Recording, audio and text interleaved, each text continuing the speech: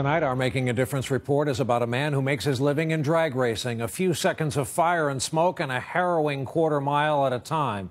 But when tragedy struck Doug Herbert's family on the road, he decided to turn that experience into something positive and developed a new passion for helping young drivers. NBC's Janet Shamlian has the story tonight from Bristol, Tennessee.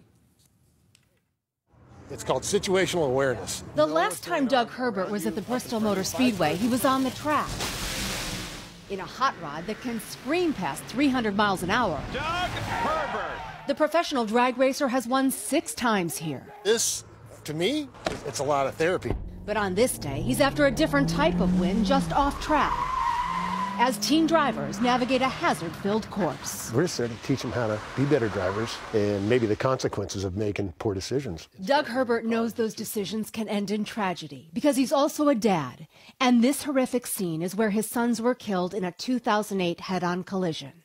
James was 12, John was 17, and police say driving recklessly. They were my world, these guys. And, James was like they're both my best friends. It was heartbreak that compelled him to step out of the driver's seat and put teens like these behind the wheel.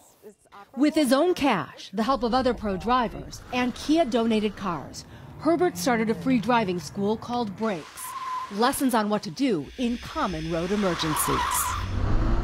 This is not a learn-to-drive school. Instructors are teaching teenagers how to react in situations like this that they will likely encounter. Recovering from a skid or a tire off the side of the road, 10,000 students in 17 states have taken the course, often signed up by their parents. I didn't want to do it. I don't need this. Now I'm really glad because I was dumbfounded with all of this.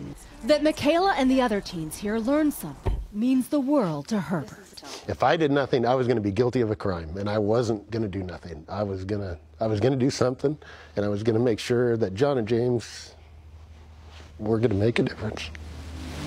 A dad who put the brakes on a fast-paced career to help save lives. Turn right. Janet Shamlian, NBC News, Bristol, Tennessee. Excellent.